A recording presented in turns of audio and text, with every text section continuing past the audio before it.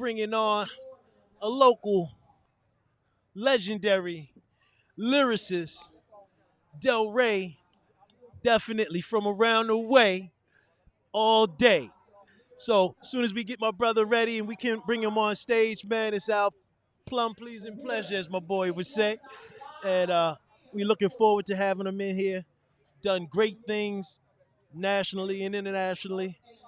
And looking for the brother right here, right here. Like you, King Man. Cuz Jeff, what's happening? What's happening? Oh man. What's good, King? Oh, wonderful, wonderful. How you guys doing? Welcome, man. We're Brother Arden, outstanding and getting Jeff better. Brown, the infamous Jeff Brown, No and brother doubt. Arden Smith. No question. It's a beautiful thing. It's a beautiful thing. What's happening? Man, it's great to see you, one. Great to be for real, seen. for Great real. to be seen. Loving the festivities, all of the people out here today. Oh, man, it's a without beautiful question. thing. Beautiful weather. Absolutely, absolutely, Yes. absolutely. Man, shoot, we got brother Brown over here. Yes, indeed. It can't get better. It can't get better. But man, look, I just want to welcome you. And one, we just try to give flowers, man, while people are living. Yes, so sir. many times, man, we go to people's funeral and everything, and everybody got something good to say about somebody. Yes, but sir. didn't say nothing good to them when they was a living. But man, I'm super proud of you from day one. I remember breakdancing, MCing back in the day. He was the only one that could do the windmill. Yo, no, shoot. no real talk. No yo. doubt. No doubt. For a minute. No, You know what I mean? We got I some could never people do that it. came up. I'm serious. But- Downtown Annapolis, Oh, take yeah. the linoleum down Every there day. and doing it. And Yeah. man, he was the only one that could do the windmill. We would always want him to be on our team because he could do the windmill, and everybody else couldn't do the windmill. So it was so hard to do, right? Yeah, Yo, definitely. but man, it just was hip hop at the Yeah, time. I mean, we absolutely. was MCs, Absolutely. we was DJs. I Yeah. was DJing at 13. But Yes. this guy right here was rocking it. You know Yes. what I When mean? you talk about 13, this young man was in my camp Yes, when I was campsite director for the city of Annapolis, absolutely. Recreation and Parks in the summer. Yes, sir. Absolutely. And Yeah. so when I saw him grow from cussing me out, cussing me out, running out the back door. Yeah, at that was Tyler him. Heights- At Tyler Heights Elementary. That was him. Yeah. And then coming back the next day and apologizing. Yeah, my bad, asking my if he- bad. If he can go swimming with us. Right. Yeah, I still yeah. want to go swimming Hold though. on. Look, he can go swimming with us. These are facts, though. I'm not gonna deny that. He's telling the truth, though. He's telling the truth. And so to see him go from that Yes. to where he is now, and I told him when we were standing over there how proud I am of him. Yeah, Because, see, man. this is blood. Yes. My grandfather, his great grandfather, brothers. Oh, Yes, wow. You know, Absolutely. his granddaddy's Right. a Van Dyke. Yes. My father's a Van Dyke. Absolutely. So wow. you know, Jeff Brown. Yeah. Yeah. My So- mother's last name is Brown. Wow. You know, Yeah, definitely. when he was coming up, and he was doing his thing, and Yeah. he would send me a package, and Yeah, I'm yeah, doing yeah. what I was doing. Right, I would absolutely. listen. Unfortunately, back then I didn't have the freedom to play. I understand. Yes. Yes. Yes. What I did when I did the Quiet Storm. Yes. I was doing afternoon drive, Yes, and he sir. had some stuff that was radio friendly. Right. Oh, right. But you know, the game is the game, and that You we know don't what it have is. time We to all go know and- that. Yeah. Yeah. go in it, but he understands. Yeah, Indeed. yeah, You the know, politics but, of it all. Yeah. yes, yes. But like I said, and even with that being what that is, he was always an inspiration because when I heard him on the radio, Oh, man. it was always something that you knew was possible. Exactly. You know what I mean? Exactly. And I think a lot of times you can process something and you can process it even negatively or you can process it positively. It's your choice. And use it as fuel or let it be something that holds you down. And I always try to use those positive examples, Uncle Roland, you know Yeah, what I go. mean? All Yep. of those guys when I Yep. used to go to Grand Theft and their band practice Yes, and all, Barry, all of yeah. those things. So Yeah, Michael, those were the yeah. things that inspired me to continue doing what I was doing as far as musically and just keep on trying to be a positive influence and just set an example. Because at the end of the day, we are the example that we set, not what people say about us. So How about when that? you live and you do what you do, no matter how hard it was, how tough it was, you know what? At the end of the day, represent That's to the right. fullest That's right. until your time is Yeah. up, should I say? That's real. You know, Yeah. so Yeah. yeah. And I'm so like both of you guys, it's a pleasure to be here. The meaning behind the Juneteenth celebration is a powerful thing to see all of these beautiful people out here just celebrate and have a good time enduring the heat. Indeed. Got a little breeze, Yeah.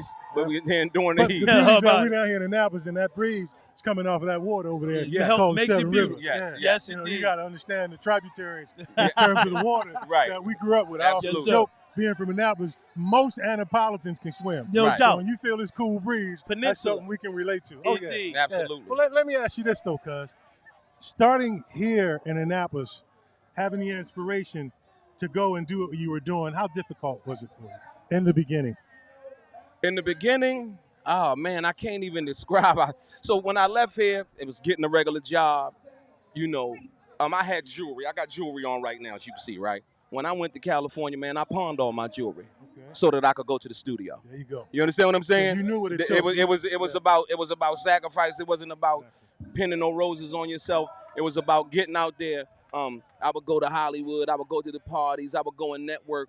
And you know, one of the people that had an influence, and this is knowing people, Tracy Brown. Okay. Tracy Brown. Tracy, right. Back. Right. Yes, Tracy Brown. He knew Ice-T, and Ice-T knew him. Right. And so I talked to him on the phone. At the time, he was on vacation. You know what I mean? And he was like, yeah, you know, I know them. So I was in the club one night, and I seen Ice-T, and there was no more tables at the club. And so when they came in, I was like, yo, Ice, you know, nobody's sitting here with me. You can sit down. And Tracy had told me that he knew about him because Tracy had a Porsche that everybody loved, even Mike Tyson. That was the type of thing. So, and it was one of those things. So from there, I told him who I was, and I told him who I knew. And you know what he said to me? Give him my number. He's a real one, right? Just from who I knew. I didn't know anything else about anything else that was going on. You understand what I'm saying? I just knew that. And he was like, yo, give him my, what's the name? And the next day I was up at Ice-T's house. He had a mansion in the Hollywood Hills. Wow. But being prepared, I had already, from pawning my jewelry, I had already had my demo album damn near done. So when I went to his house, I had something to present. You understand what I'm saying? So it was like the preparation met opportunity. And then from there came the Tupac situation. From there, the sampling of that, the Dr. Dre situation, the EMINEM situation, working with Melly Mel, doing all of the other stuff that I've done, winning awards out there, being named the best hip-hop and R&B artist twice in all of Los Angeles. You know what I mean? And I'm from here. And you know how saturated the market is out there, Jeff. You know how that is. So for me, you know, selling 1 million records with Tupac, 5 million with The Game, doing all of those things and making all of those things happen, the journey in itself, I wouldn't trade it in for nothing in the world. You know what I mean? I mean, like real talk, everything about it, every hardship, every no. And my thing is, at the end of the day, right, when you ask me that, what comes to my mind is, I made friends with no. See, no is a friend of mine. You know what I mean? I made friends with that. So that didn't affect me. You know what I mean? You could tell me, no, okay, all right. But you know what? There's like 3 doors right here. I come to your door, or after you tell me no, I'm going to slide around. I might wait a little while, but I'm going to go try this door over here. You know what I mean? And so from that perspective, that's what it's always been about for me from day one. And the other thing about this gentleman here, you speak about the rap game, but he's also a hell of a singer, man. Yeah, I mean, thank you, Jeff. Thank you. I appreciate well, I mean, that. you say that's Van Dyke's his ancestors, right? Hey, well, you know, you stop right there. Kings of Fools, right? But you know what's so funny? It's like a lot of people don't realize in hip hop, it's melody all the way through. The words is fine, but the melody is catchy. And in order to get the melody, you got to be able to hit that note. You got to sing some notes. And I used to produce singers all the time, and I was like, it was like, well, I'm not rapping. I was like, well, I know you're not, because it was more notes that you would have had to remember if you was rhyming. Because really, when you hit it, you hitting those notes. Absolutely. Whether it's a word or the melodic part about it, you know, the melody. You know what I mean? I mean, what y'all can say today, the music lacks that. Oh, it does. Who's a great R&B artist other than Adele? I'm just saying. And she brings it. She brings it. But I'm saying, when you think about R&B as we know R&B to be, today. And I was just in a conversation about that about 2 weeks ago, man. And I won't say the word that I use, but I understand the progression. Because, see, we're not as hands-on in terms of group today that we were when we were coming up. Absolutely. So right here in this city, not too long ago, I was in a conversation with somebody, and I started naming the groups. I remember Coffee. I remember Lucindiana. People don't know who Luciana is. I don't. I'm going to be honest. Somebody else. Oh, Lucindiana was Starpoint. Okay, see. Natural transition. Right. Grand Theft. Grand Theft. You know, so when you think about, even in this little town that we come from, he come from, we were exposed to that. We saw all those people on stage performing. Me, I never wanted to take that route because I'm like, I didn't want to follow in my pops' them footsteps. I wanted to do something different. So me being behind the microphone just came natural because my initial interest in broadcasting was not to be a DJ, but to be a broadcast journalist. Okay. Oh, And okay. unfortunately, I went to a college where people that looked like me weren't too welcome in journalism. And you know, I'm not going to get into that. And that arena, yeah, absolutely. But at the same time, I found my way to WCVT, the campus radio station. Right. And as the saying goes, for me, the rest is history. Yeah. So, but again, this is what we come from. Yes. You know, that's in us. Yes. No doubt. You know, so I'm not surprised at his success. No question. Going back to when he was in my camp, cussing me out. Well, look, let me. I told people the conversation that we just had a minute ago, right? And you were talking about Cos Beach, right? I don't think a lot of people, even around the country, Jeff, know how important that was. For African Americans, because that was basically one of the only places where we could go to party. Exactly. And when I was a youngster, I was telling Jeff on the Eastern Seaboard. Yeah, on the Eastern Seaboard. And when I was a youngster, my godmother and godfather used to cook in the kitchen, and they would take me with them. I couldn't go out into the general area because they serve alcohol and stuff like that, right? But I could stay in the kitchen, and I would hear all of the groups that would come and perform. And it was superstars. And it was crazy. James Brown, Sarah Vaughan, all of these people, they would come down here perform. Legends. And you'd be like, wow, that was the thing that gave me that soul, that feeling, that thing as a youngster when you get it young. One of the things that I kind of regret, but I'm glad I didn't. When I worked at WANN, back in the transmitters room was all the photos of Cos and Sparrows Beach with Hoppy as the host. Right. Okay, and when Mr. Blum sold the station, he donated all of that stuff to the Smithsonian in Washington. Wow. So there's a display at the Smithsonian in Washington of WANN, one of the first, well, it was the first African-American 50,000 watt AM stereo radio station. Oh, really? But AM stereo never took off. So Jeff, because most people who listen might not understand, what is 50,000 watt? How does that work? Well, in FM radio, you have frequency modulation. Okay. Then you have a transmitter, and the transmitter sends out signals to your antenna. Right. And AM, that's amplitude modulation. Now, the process is still the same. Right. But the more power you got, the farther your signal can travel. Give you an example of what I'm talking about. When I started at WANN back in '82, around '83, I was in New York with a buddy of mine, and we were at the Apollo Theater. And I'm going to take y'all back to a period in time that neither one of you probably even know anything about. But I was at the Apollo Theater on a Wednesday night, which was amateur night. Right.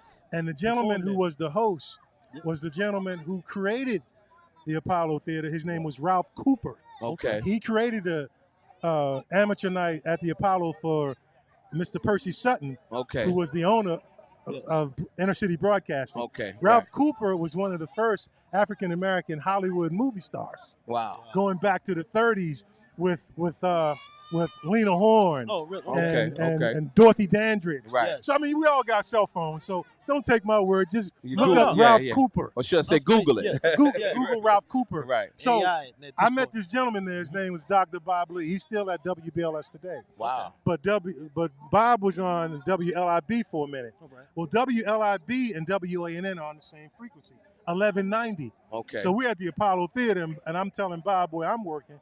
And he said, well, yeah, man, I'm on LIB 11. And he said, man, we actually hear you guys in the evening when you all are signing off. Yes. Okay. Hoppy Adams told me a story about being down in the Bahamas on vacation. Wow. Someone had an AM radio. We're about to sign off, and that's when your signal's really going to... He could hear us signing off, WANN, because we're also down there on the water. Okay. We're right down the street from Bay Ridge. Travels longer in water. So exactly. So he could hear the station signing off down in the Bahamas. Wow. So that I mean, that's one thing I didn't know. I'm familiar with waves, but you said as you sign off and as you sign on, it is a boosting signal. Oh, the signal is much stronger. Right. Oh, wow. And you realize back in the day for a daytimer, the FCC required you to turn back your power. So we were at 10,000 before we got to 50,000. Okay. So we would go from 10,000 down to maybe like 1,000. Right. But because it's the evening and everything is clear, that signal travels just like the waves in the water. So it's basically less interference. Basically none. Right. Okay. And Got I'll never forget. A couple of times I forgot when I was there to turn back the signal, and the other company, the other station that broadcast on the same frequency as ours was a station in Fort Wayne, Indiana, WOWO. Wow. 1190, and I forgot to send that to cut our signal back, and our signal just took theirs over. Oh wow! You know, so you know, I mean, man, having to be a part of all of that. So basically, you were on their broadcasting. We were on there. Yes. We were interfering with their so signal. They were hearing you. They were hearing us instead of what they them. were supposed to hear. Exactly. Wow, so wow. Mr. Blum comes down and Brother Brown, you gotta bring it down. Yeah. So I mean, you know, all of that, man. Wow. I mean, that kind of stuff. You just can't. You can't get that in college. It's beautiful, man. man. It's beautiful. You know, It's real life. Yeah. You know, So Beautiful. real quick, what is your for everybody, you know, that may not know you, if they don't know you, tell them what was your first hit? What did you like, your first joint that jumped off that you were like, yo, I'm the song that I did that like kind of for me as an artist, right, was the song One Day at a Time that I did with Tupac like 2 weeks before he died. Oh wow, okay. You know what I mean? Yes, sir. And so from there, that was like, you know, you don't have to really wonder what the Tupac thing will do for you. You know what I mean? You know what I mean? I'm just saying. So that kind of, for me, that was the big thing. But like I said, my thing was I put out 5 albums of my own. You know what I mean? And just I love music. Right. Period. It wasn't, you know what I mean? Right. So if I wouldn't have done that, then I worked with Melly Melnem, Grandmaster Flash, and all of them guys, and I did stuff with them on their albums and stuff like that. So for me, it was just about the love of music. It wasn't about that. So when you would meet somebody, right, you could identify that immediately. Like, you know what? This is what he do. You got Kid Frost. There's a bunch of people. Some people I can't even remember stuff that you did. You know what I mean? Baby Bash. You know what Baby Bash is? I've heard of. Tell me why you get so fly. Okay. Yes. Sugar, why you get so fly. Okay. Yeah, that was like a hit. He sold 1 million records. But I didn't do work on it, but I'd worked with him before he even got big, and because we were all in the studio in Hollywood.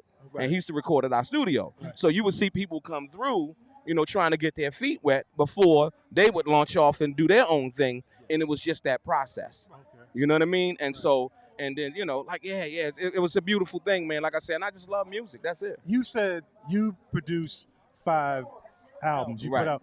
For the people out there who don't understand or know anything about the record industry, kind of explain how you put that first one out and what you had to go through in order to make that happen. Wow. The process that I was telling you when I got to LA, you know, it was I mean, to break it down, you had to get studio time to record. Yeah, studio. You had to write the songs. Yeah, and it's you had like to find some musicians if you needed some instrumentation. Right. So the process for me was, well, I would go to the studio and I could produce my own stuff. Okay. And so you were paying for your own studio time? Yeah, I'm paying time. for my own studio. That's what I was telling you. No, seriously. Right. When I went to LA, right, you got to understand, I had $20. Right.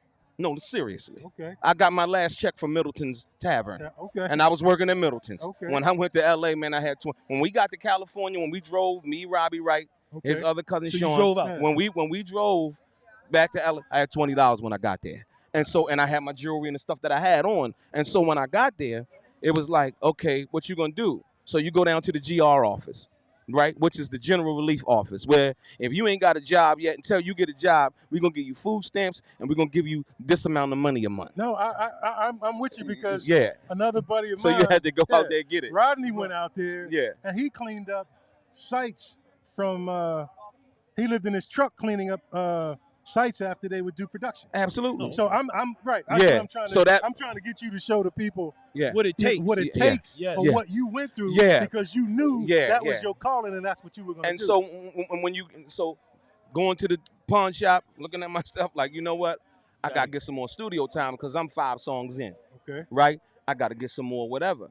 And everybody doesn't understand your dream. Right. That's true. Right. They don't understand what you're going to do. Right. They understand the success. Right. Once they see you doing things like right now, we doing the YouTube thing, and that's real successful, and a bunch of other stuff. But that was a long way off from that point to now. Right. And so it was, it was a struggle. But like I said, for me, coming from here, going through the difficulty that I went through here, and everything that I went to prepared me for that, unbeknownst at that particular time. Because if I said, like, when I got to LA, you know, it's a much bigger city, it'll chew you up, spit you out. That's right. No, chew you up, spit you out.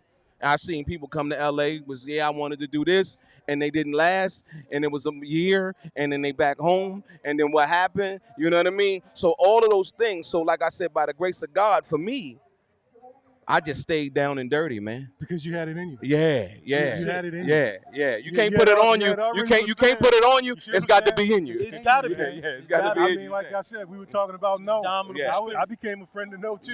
But I said, No's a friend of mine. Stop me, you know. Yeah, No's a friend of mine. Especially in that entertainment game. Absolutely. And just in real life. You know, even when you deal with relationships and things like that, whatever it is, you know, somebody say, no, hey, you know what?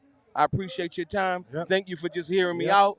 And you know what I mean? And because then, look, having somebody tell you no and then seeing you in that room, the same room they in, and you see him again, you say, hey, man, what's happening? How you doing? Yeah. Oh, you know, cousin Jeff. Yeah. Oh, that was your Jeff, your cousin? Because if I knew Jeff was your cousin, I would have.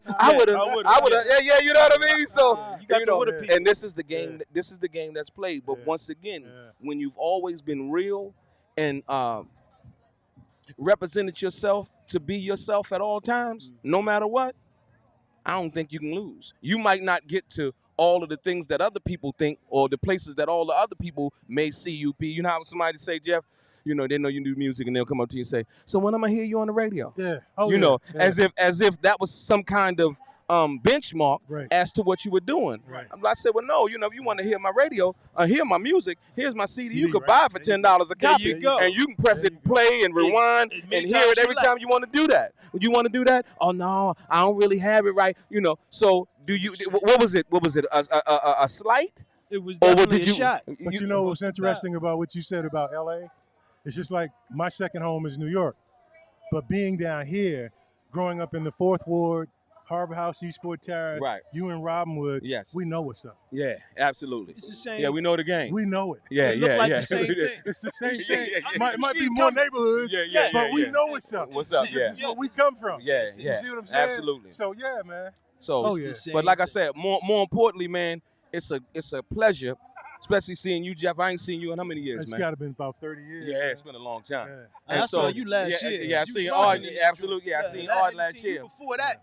But long time. like I said, more importantly, it's a pleasure to be here with you guys to have this conversation, and hopefully, from this day forward, we continue to be who we are and represent to the best of our ability. Well, that's what we're gonna do. Yeah, that's it. That's what we're gonna do. That's why we here. Right. Absolutely. Indeed. So, but I definitely want you to get on. We're gonna set something up, and we want he you on was the telling show me about for the that. whole, you know, for a whole show. As you got so much to shine, man. You know, I definitely want you to know. My brother Lenny said it's an instant classic, man. Man, we got classics the here. producer behind it, brother Lenny, he over there handling his business. You know what I mean? Turning knobs and doing the job, right? Yeah, it is. Yeah, we say Jeff turning knobs and doing the job, right? Yeah, he over there doing it real big. And like I said, thanks for inviting us on. Would have it. No way. Thank you. Yes, sir. Appreciate it. Classic interview. Yeah. Yes, this is an instant classic interview. Yes, sir. Excuse me? Yeah, we got a commitment. When? We're going to schedule it. We'll schedule it. Yeah, we'll schedule it. Yeah, because I leave, but y'all already trying to work me. I get No. I usually get paid to do the wild thing, man. Don't talk about the fake, we will talk about SAG after. Hey, look. I usually get, he said he get paid hold on. I get paid to do the wild thing. I'm like Tone Loc, man. No, I'm just joking. No, I'm just joking. But no, he's not. He's really not joking, guys. No, it's all good. You know what? Let me tell you something. And there's a time where when somebody offer you to come onto their platform or whatever it is, it's always a blessing. Like just now, and I told Lenny before I came on, I said, you know what I'm going to do? I'm going to share this on my Facebook page. So as to galvanize some of the people that they might not know about what they're doing. Exactly. How many followers do you have on YouTube? Right. You know what I mean? I have a big following on YouTube, and I want to be able to share that. And like I said, because that's how we got to do it. We got to lift each other up, man. Yes, sir. And we ain't lifting each other up. It don't really matter. It ain't costing me now. That's a push of a button. Like, yo, people want. Let me say this right now. If you have not heard of the channel, Night Brothers Show, please go on to YouTube, onto their YouTube channel, subscribe to their channel. Brothers doing positive things. We out here at the Juneteenth Festival. And we would like for you guys to, like I said, it's positive, it's black, and it's beautiful. Yes, and so sir. subscribe. Yeah. Appreciate you. Thank you. Out, man. Definitely. Yes. Peace and love. Appreciate you, man. Are we still in or we out? Oh, cool. That's all right. I just wanted to make sure. You coming back in? Come on. Hey, man. Well, I appreciate you.